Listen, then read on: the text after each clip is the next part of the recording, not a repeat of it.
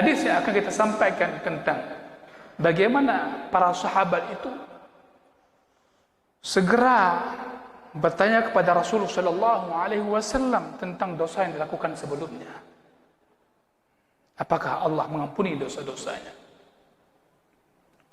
Terdapat dalam Sahih Bukhari dan Muslim dalam hadis Ibnu Mas'ud radhiyallahu anhu, anna rajulan asaba min imra'atin qublah, bahwasanya ada seseorang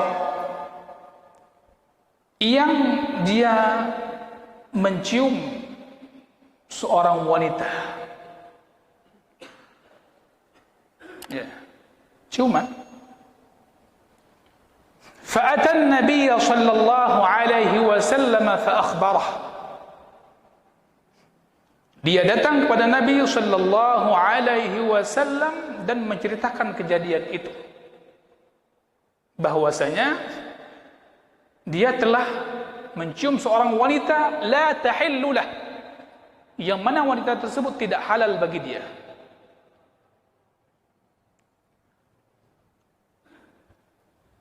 Kemudian datang kepada Nabi menceritakan hal tersebut, maka turunlah ayat Al-Quranul Karim dalam surah Hud 114. Allah menyebutkan wa aqimis shalah. Apa yang pertama? Salat. Wa aqimis salata tarafa'in nahari wa zulafan minal layl innal hasanati yudhhibna as-sayyi'at.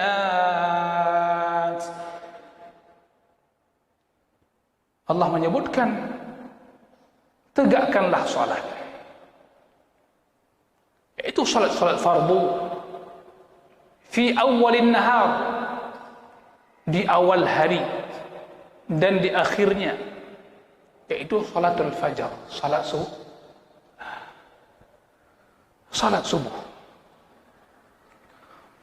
wal zuhur wal asar, zuhur dan asar, wa zulafan minal lail, lakukan oleh kamu juga salat di waktu-waktu malam, yaitu salatul maghribi wal isya, salat maghrib dan salat isya.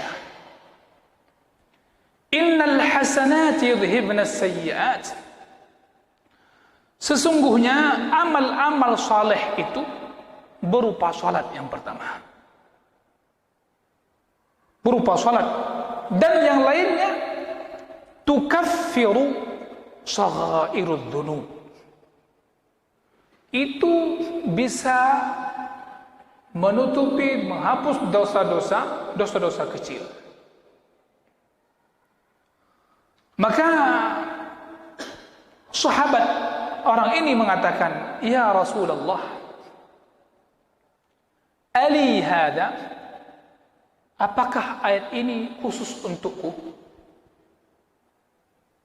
Ayatnya wahai Rasulullah kelon tau. Qala, Rasul menjawab, li jami'i ummati kullihim,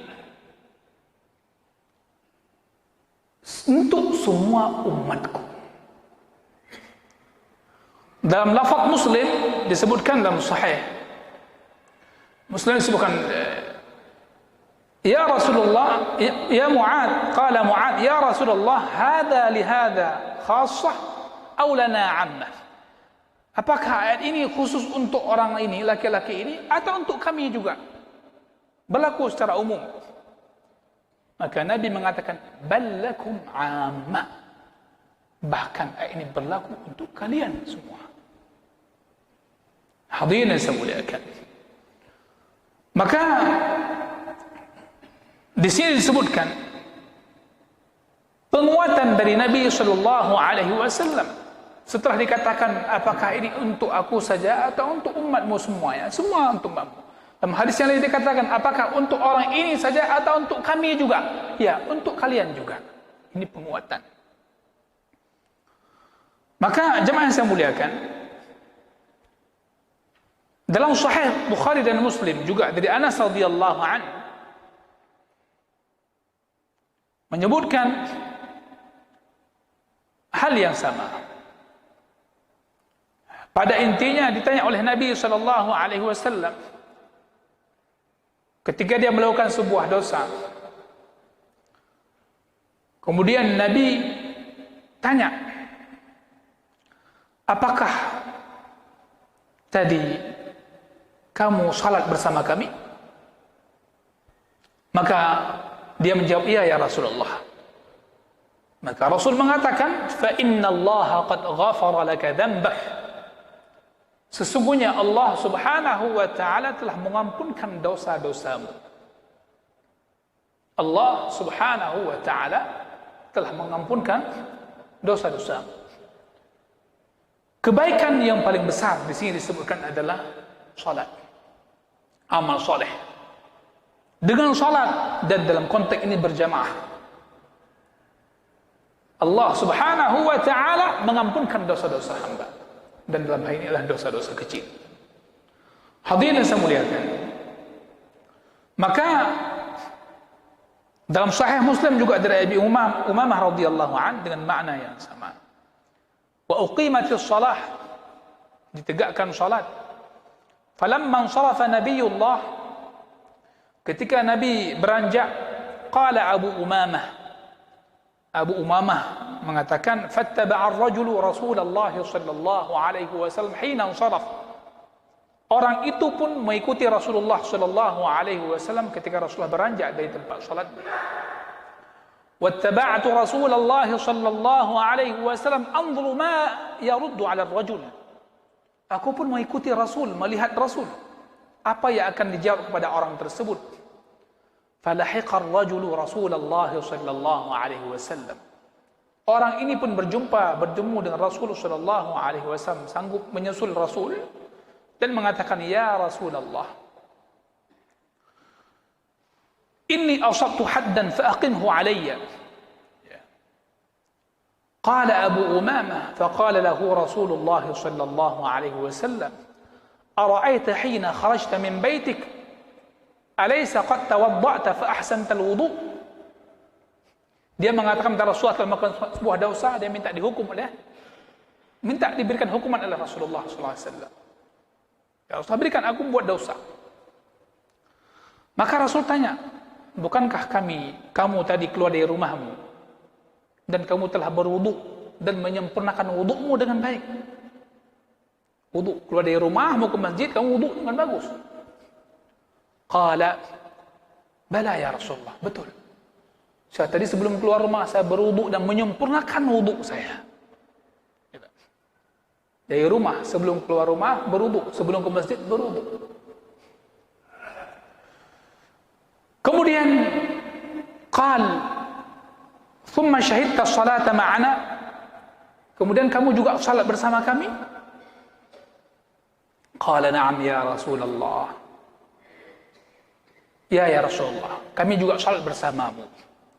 Jadi wudu di rumah dengan sempurna, sampai ke masjid juga salat bersama Rasulullah berjamaah. Faqala lahu Rasulullah sallallahu alaihi wasallam, maka Rasul mengatakan kepada orang tersebut, fa inna Allah qad ghafara laka haddak atau qala dhanbak. Sesungguhnya Allah taala telah mengampunkan dosamu. Mudah-mudahan kita ke depan sebelum ke masjid memperbaiki wudu di rumah. Karena saya yakin dari pagi hari kita, aktivitas kita sehari-hari tak lepas pada dosa-dosa kecil terutama. Mungkin kita bisa lepas pada dosa besar, tapi dosa kecil, kadang dapat dosa kecil itu di lingkungan kita, dengan kawan-kawan kita, di kantor kita. Mudah-mudahan kita bisa mendapatkan fadilah wudu ini dan fadilah salat, yang mana itu merupakan kebaikan yang bisa menghapus dosa-dosa kita. Hadirin yang saya muliakan, maka Nabi SAW mengatakan, wa atbi'is sayyi'atal hasanata tamhuha. Kalimat ini menjadi hujjah Bagi para ulama, mereka mengatakan bahwasanya amal-amal saleh itu menjadi penyebab dihapuskan dosa-dosa, walaupun tanpa taubat khusus. Tentu ini dosa-dosa kecil. Karena keumuman kebaikan itu mencakup tanpa taubat. Seperti tadi maksudnya, dia berwudu. Orang kan berwudu. Ketika wudu dia kan nggak ada niatnya taubat. Ya wudu untuk angkat hadas, untuk wudu, untuk misal salat. Kemudian dia salat. Ka'an yatawadda atau yusalli, atau dia salat dan sebagainya, merupakan amal-amal saleh yang mana hal ini menjadi penyebab dihapuskannya dosa. Allah mengatakan dalam ayat tadi, wa aqimis salata tarafayn nahari wa zulafan minal lail innal hasanati yudhhibna as-sayyi'at dzalika dzikra lidz-dzakirin. Juga ada hadis Ibnu Mas'ud radhiyallahu anhu, ya, yang riwayat Al-Hakim dan lainnya, bahwasanya Nabi sallallahu alaihi wasallam mengatakan, man qala, barang siapa yang mengatakan, astaghfirullah alladzi la ilaha illa huwal hayyul qayyum wa atubu ilaihi thalathan, 3 kali. Astaghfirullah alladzi la ilaha illa huwal hayyul qayyum wa atubu ilaihi, 3 kali. Saya yakin semua kita bisa ini. Astaghfirullah alladzi la ilaha illa huwal hayyul qayyum wa atubu ilaih. Ini hadis ini sanadnya tidak masalah. Para ulama hadis membahas ini. Jadi ketika ada yang bertanya kepada saya suatu ketika, Ustaz, mana istighfar yang betul? Astaghfirullah aja, astaghfirullah azim, astaghfirullah wa atubu ilaih, atau astaghfirullah alladzi la ilaha illa huwal hayyul qayyum wa atubu ilaih? Jawaban yang pertama, biasa istighfar berapa kali dulu. Dan yang mana dipilih? Yang pertama yang sudah biasa astaghfirullah, enggak apa-apa, dijaga istighfar. Atau mengamalkan sesekali sunnah hadis yang lain. Astaghfirullah alladzi la ilaha illa huwal hayyul qayyum wa atubu ilaih. Dalam hadis ini dikatakan, yang mengatakannya 3 kali, ghufirat dunubuhu, maka diampunkan dosa orang tersebut, wa in kana farran min az-zahfi, walaupun orang tersebut lari dari peperangan. Baik. Kemudian juga terdapat dalam hadis Sahih Bukhari dan Muslim bahwasanya Allah Azza wa Jalla mengatakan kepada mereka ahlu Badar yang ikut dalam perang Badar di kalangan kaum mukminin, i'malu ma syi'tum faqad ghafartu lakum. Silakan kalian lakukan apa yang kalian kehendaki, faqad ghafartu lakum, sungguh aku telah mengampuni dosa-dosa kalian. Mereka menjadi orang yang berjihad bersama Rasul di perang Badar. Dikatakan kepada mereka, telah aku ampuni dosa-dosa kalian semua.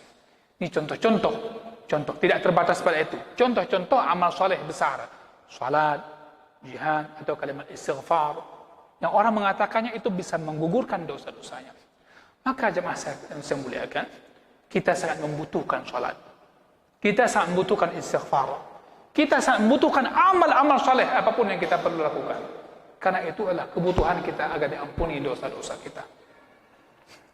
Maka di sini kita lihat banyak sekali hadis-hadis Nabi sallallahu alaihi wasallam yang menunjukkan bahwasanya amal soleh, ya, kebaikan-kebaikan yang agung itu menjadi penyebab diampunkan dosa, dihapuskan dosa. Ya. Jadi dalam hal ini jumhur para ulama mengatakan itu khusus dosa kecil. Sekelompok para ulama mengatakan mencakup semua dosa. Yang berbeda ulama. Kita yang bukan ulama nggak perlu perdebatkan. Kita sampaikan dua-dua. Maka jumhur ahli ilmu, jumhur para ulama mengatakan itu berlaku untuk dosa kecil. Sedangkan ada kelompok di kalangan para ulama yang mengatakan itu termasuk dosa-dosa selain dosa kecil. Allah Ta'ala alam. Tapi mereka semua sepakat dihapuskan dosa. Dan Allah yang akan mengampuninya, bukan ulama. Intinya apa yang dibangun dalam jiwa kita ini? Yang dibangun dalam jiwa kita ialah optimis bahawa dosa itu diampuni oleh Allah Subhanahu wa Ta'ala. Sebab dihapuskan dosa dengan amal soleh. Maka tidak halal bagi seseorang Muslim dia berputus asa daripada rahmat Allah Subhanahu wa Ta'ala, walaupun dia telah melakukan dosa yang paling besar sekalipun. Tidak halal bagi seorang hamba dia putus asa daripada rahmat Allah Subhanahu wa Ta'ala sehingga dia tidak bertaubat, putus asa, walaupun dosa dia telah menggunung. Tidak halal bagi dia. Sungguh rahmat Allah lebih luas dibandingkan dosa yang kita lakukan. Ya. Maka orang yang paling baik, saya mengatakannya, adalah orang yang membuat orang lain menjadi baik di sisi Allah Subhanahu wa Ta'ala. Dan orang yang paling buruk adalah orang yang membuat orang lain seputus, patah semangatnya untuk bertaubat kepada Allah. Ya. Hadirin berbahagia, maka dalam jumhur ulama mengatakan wa ammal kabairu fala budda fiha min taubah. Adapun dosa-dosa besar mesti ada taubat khusus. Yaitu kita pahami, terutama misalnya seperti orang dosanya dengan orang lain. Ya, dia mesti menyelesaikan hak-hak orang lain ketika dia mengambil hak orang lain. Hadirin yang berbahagia. Maka di sini pembahasan yang panjang lebar di kalangan para ulama, kita akan membahas tentang dosa-dosa apa saja yang diampunkan dengan sebab amal soleh tersebut. Ala kulli hal, mudah-mudahan kita menjadi orang yang sentiasa melakukan amal soleh, dan setiap amal soleh kita diterima oleh Allah dan menjadi gugur dosa-dosa kita. Banyak pak dosa kita. Andaikan setiap dosa tertempel di wajah kita, jelek kali wajah kita, enggak ada yang ganteng, enggak ada yang cantik. Bro-bro itu. Andaikan dinampakkan setiap dosa itu tertempel di wajah kita, cukup jelek kita semua. Maka ini rahmat Allah kepada kita, kasih sayang Allah. Hadirin berbahagia. Maka di hadis ini, seperti saya katakan tadi, faedah yang paling besar adalah kewajiban bertaubat, karena itu perintah Allah Subhanahu wa Ta'ala yang bersifat wajib. Allah menyebutkan tanpa pengecualian, semua orang beriman wajib bertaubat dari semua dosa yang mereka lakukan. Wa tubu ilallahi jami'an ayyuhal mu'minun. Coba lihat. Perintah taubat pada siapa? Orang beriman. Orang beriman.